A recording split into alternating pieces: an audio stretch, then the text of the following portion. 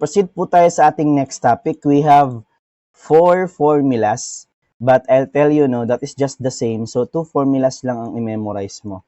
Ang ginawa ko lang po dito is pinalitan ko lang ng u yung x. 'Di ba? To remind us that pwedeng polynomial yung ating x. Kasi pag x, no, medyo mag-confuse tayo minsan. So, palitan mo ng u para i-determine mo first thing si u. Okay, so pag-usapan natin to. First formula is integration of AU du. What is A? That A is a constant. Ibig sabihin, that is a number, no? So for example, is integration of 10 raised to u. Ang u natin is a variable or a polynomial. So pwede siyang x squared dx, no? Or integration of 50, then x plus 1.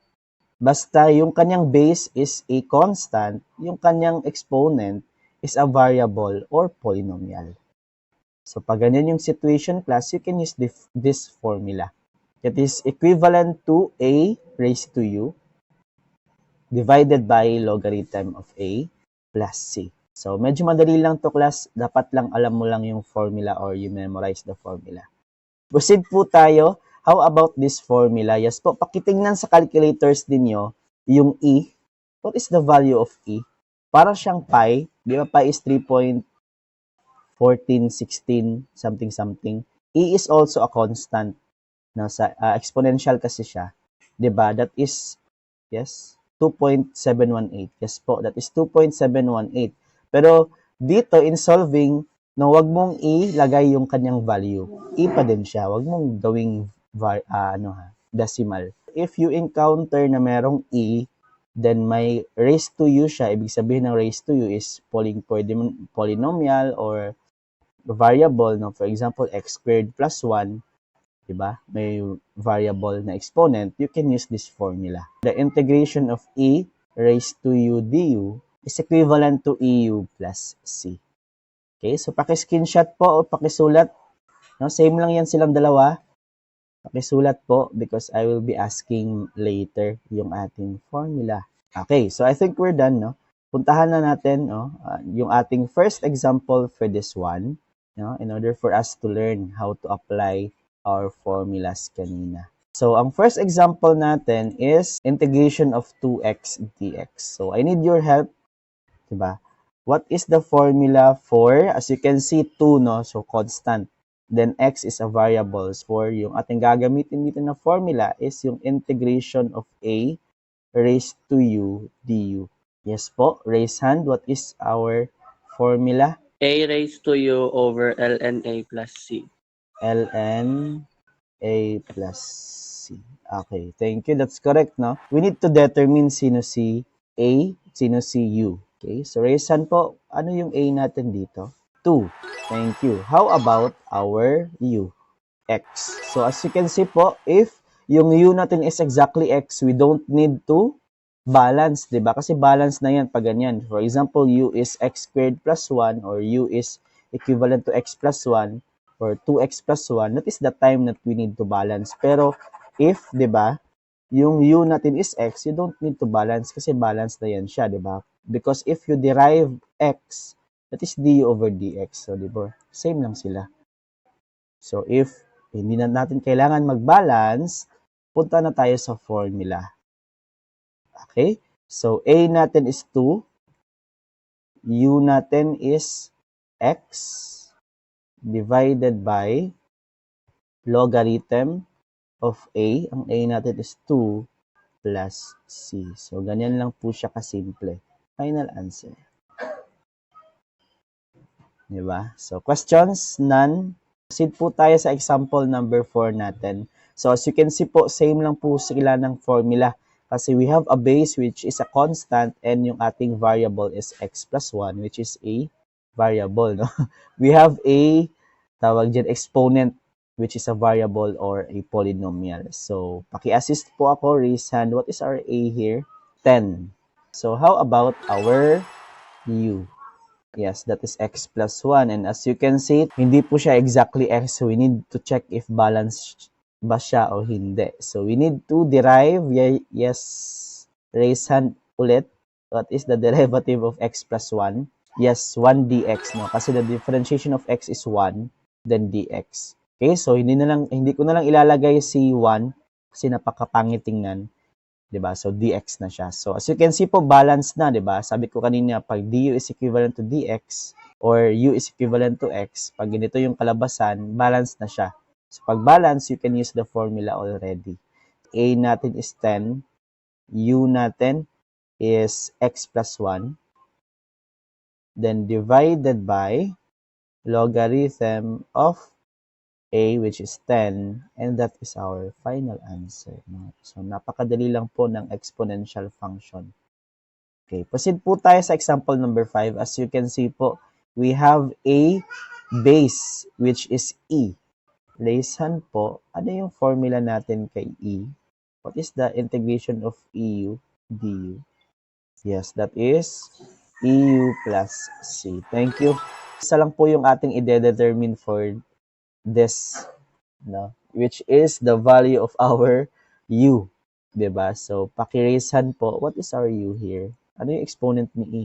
That is 3x plus 1. And as you can see po, we need to balance, 'di ba? Kasi u natin is not exactly x. So, what is the derivative of 3x plus 1? Balik tayo sa differential calculus. 3 dx. So, thank you, no? The derivative of 3x is 3.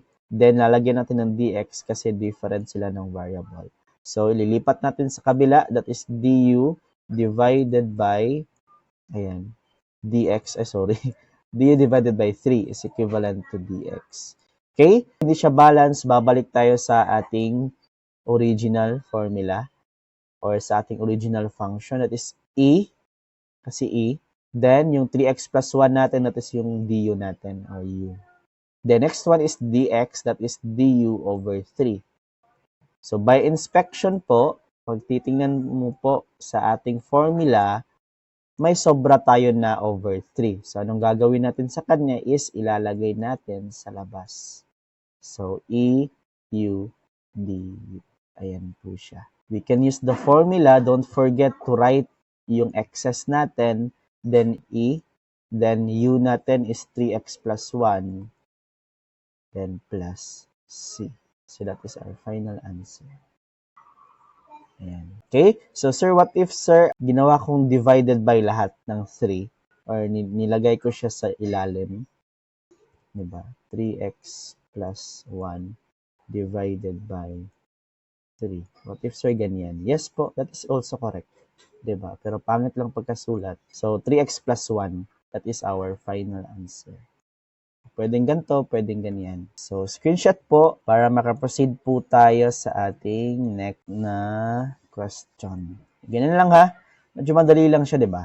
So, ang yung mahirap lang siguro dito na part is yung balancing and yung differentiation. So, you need to memorize the formulas. Okay, so proceed po tayo sa next one. Ito yung solution niya coming from my reference. Diba? Same lang tayo ng answer kanina. So, compare lang siya. So, eto po, take note, no? Marami siyang sinasabi dyan. Basta ang gawin mo lang is balance. You need to balance. No? Kasi hindi siya pwede na maglabas ng, for example, pag balance ni mo class, integration of EU x du. Bawal pong ilabas yung variable. Ha? Constant lang ang pwedeng ilabas. If meron siyang variable, you cannot solve that one. Again, ha? So, ganyan siya. So, you cannot solve, no? So, you need to use another formula or another technique, which is sa midterm pa natin. So, expect that lahat talaga is mabalance. Ang malabas lang natin is constant, pero pag may variable, bawal po siyang ilabas. Okay. So, proceed tayo sa example number 6. As you can see po, na medyo mahirap siya tingnan. Diba? 5x e raised to negative x squared. As you can see, we have e. So, automatic, yung ating gagamitin dyan na formula is yung merong e, which is eu, no? Integration of eu du is equivalent to eu plus c. Okay? So, gagamitin natin yun na formula. Gawin lang ninyo yung step-by-step na ginagawa natin. Okay po. So, raise hand, what is our u here? Yes, that is negative x squared. Ayan po. So, next one is we will derive. So, para ma-refresh kayo, ano yung formula ni power rule ng differential calculus, that is CUN, diba, is equivalent to C NU n minus 1 U prime. No, parang chain rule, kumbaga. So yes po, raise hand, what is the differentiation or differentiate this negative x squared? Yes, that is negative 2x. Yung ating constant is negative, yung ating n is 2, then yung ating u is x, then ang ating 2 minus 1 is 1. No? So therefore, negative 2x. Okay, so I hope that you could still remember our differential calculus. No? Ayan siya, dx. Tabihan natin ng dx. Lipat natin to the other side, magiging du divided by negative 2x dx. Okay? So, proceed tayo sa formula, that is integration of 5x. Wala tayong magagawa dyan. Ilagay mo lang 5x. Ayan, 5x. Then, e raised to negative x squared, that is our u. Then, dx natin, that is du over negative 2x. Diba? So, therefore, ang goal natin is dapat same sila ng itsura. Yung 5, pwede nating ilabas, 5. Then, negative 2, pwede natin siyang ilabas, negative 2. Sir, pwede bang 5 over negative 2? Yes, same lang yan sa negative 5 over 2. Same lang din yan sa negative 5 over 2. So, mas maganda if nasa center yung negative mo. Because that is the standard writing, di ba? Nasa gitna yung negative. The same lang naman sila. Okay. So, proceed tayo. How about yung x? Di ba bawal siyang ilabas? Pero may x tayo sa baba, so therefore this is cancelled out. That is integration of e raised to u du. Compare mo siya dito, di ba? That is the same. Therefore, we can proceed na. That is negative 5 over 2. Formula tayo. Again, di ba yan naman yung goal talaga natin? If the same na siya sa formula, we can use the outcome na formula, which is e, u natin is negative x squared plus c. And that is our final answer. Sir, what if, sir, dinivide ko lahat ng 2? That is negative 5e raised of x squared all over 2. Yes po, that is just the same, no? So, ikaw bahala sa buhay mo. Okay lang din yan. Same pa din yan. Okay, so let us mark this one as our final answer. Okay po, so screenshot natin. And then raise hand if you have any questions. I hope that you understand our lesson, ha? Kasi dalawa lang yung meaning pag walang asking or no one or nobody is asking question. Either naiintindihan or hindi naiintindihan. So I hope that naintindihan ninyo, or if medyo mahirap talaga siya, you can just solve it again or review our recorded session. Okay po, so we are down to our second to the last question. Ayan po yung solution na sa reference. Anyway, so proceed tayo sa example 7. How about this one? As you can see, napakahirap tingnan. Sabi ko sa inyo, solve mo na lang kaagad. Huwag mo na lang isipin na mahirap. Okay? So, as you can see, meron tayong E. So, automatic po yung ating gagamitin na formula is yung integration of EU du, which is equivalent to EU plus C. So, yan pa din yung gagamitin natin. Sir, hindi ba to logarithm? Kasi x squared pag ilipat sa itaas, sir, magiging x negative 2. Hindi, class, diba? Logarithm siya if yung exponent natin is negative 1. Negative 2 yan, no? Again, negative 1 lang po yung logarithm. So, hindi siya logarithm. But rather than exponential pa din siya. Okay. So, kindly help me. Ano yung u natin dito? Ano yung exponent ni e? That is simply 1 over x1, diba? We need to rewrite before we can differentiate. That is x raised to negative 1. Uy, sir, that is logarithmic rule. Hindi po. Kasi, differentiation naman yung gagawin natin. Diba? Differential calculus. So, isulat ko lang ulit yung formula natin sa power rule sa differential calculus. That is C UN is equivalent to C n u n minus 1 u prime. So, raise hand po, what is the derivative of x raised to negative 1? So, yung constant natin wala, di ba? Wala. Tama ba? Yung n natin dito is, negative 1, tama ba? Okay, so negative 1, ilagay ko negative 1. How about our u? Ang u natin is si x. Tama? X. Okay. Then, yung ating exponent is n minus 1. So, that is negative 1 minus 1. Tama ba? Yes, that is negative 2, di ba? Okay? So, dito, u prime natin is x is 1, di ba? If we will rewrite this one, this is negative x raised to negative 2. Then, huwag kalimutan si dx. Ayan. No? So, again po, pakibalikan ang differential calculus ninyo kasi we will be using that one sa examples natin. Okay? Next thing that we need to do is to transfer this one to the other side. That is du divided by negative x raised to negative 2 dx. Diba? So, next thing is to substitute in order for us to balance. So, this is integration of, so, a natin and then u, that is 1 over x, do, ayan siya. Then, divided by x squared. So, wala tayong magagawa sa kanya. Ilagay lang natin x squared. Then, dx natin, sabi ninyo, is du divided by, diba, negative x raised to negative 2. So, as you can see po, multiply po siya. What is, x raised to a, diba? For example, sa algebra natin, multiplied by x raised to negative b, ang gagawin po natin is to add, diba? So, that is x raised to a minus b. In this case, squared, then negative 2, so therefore, x raised to 2 minus 2, which is x raised to 0. So, lahat ng variable and lahat ng constant na may raised to 0, what is its value? That is 1. So, madaling salita, this is cancelled out, this is cancelled out. Ang remaining natin is negative. So, anong gagawin natin sa negative? Ilalagay sa labas. So, that is EU, TU. Diba? I hope you will also visit your algebra. Paano na lang, no? Hindi ka marunong mag-cancel out. So, as you can see po, same na sila dito. We can use the formula na. Ayan po, saan galing si negative? Dito po siya galing, sa negative sa baba. So, that is negative E raised to U natin is 1 over X. Ayan. Then, plus C. So, let's mark this one as our final answer.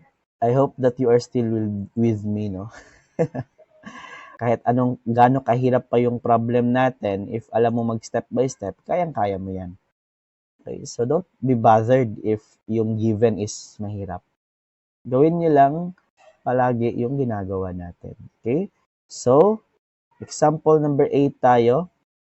And I think this is our last example. Okay? So, as you can see, trigonometric siya, pero meron tayong E. Diba? So, automatic po, ang gagamitin natin ng formula dito is integration of EU, then DU. So, E raised to U plus C. So, kindly help me. What is our U here? Sino yung exponent ni E? No? So, don't be bothered, no? Kasi makikita nyo, meron tayong trigonometric. Si sin x at si cosine x. So, sige lang, solve lang tayo as usual. Yes po, sino yung U natin? Exponent ni E? That is cosine x. Hindi siya balanced, di ba? Ay, hindi naman hindi balance. We need to check if it is balanced or not. So, pakibalikan yung ating differential calculus. What is the differentiation of cosine of x? Di ba, sabi ko sa inyo, if we are having our class, you need to prepare lahat ng formulas natin sa differential calculus and integral calculus. Negative sin x, yes. That is correct, diba? So, cosine of x is magiging negative sine of x. Then, wag ka nating kalimutan si dx. Diba? Kasi different sila. Next thing that we need to do is to transfer this one sa other side. Negative sine x is equivalent to dx. Ayan. Check lang po natin, integration of sine x. Wala tayong magagawa niyan. Sine. Ayan, sin x. Then, yung e natin, raised to cosine of x. So, ang u natin is cosine of x. Palitan lang natin. Next one is si dx. Sabi ninyo, dx natin is du all over negative sine of x. Goal po natin is dapat ganito yung itsura niya. So, mag-cancel out si sine x, cancel out si sine x. Meron tayong excess na negative. So, ilabas lang natin si negative. Integration of e u t. Ayan. That is equivalent to, ayan, negative. Ito na, dito na yung focus. Negative e. Then, u natin is cosine of x. Then, plus c. And that is our final answer. Ayan po. Okay, so screenshot. I think that is our last example. Ayan. So, ito yung solution sa reference. So, same naman tayo ng answer. So, that is correct.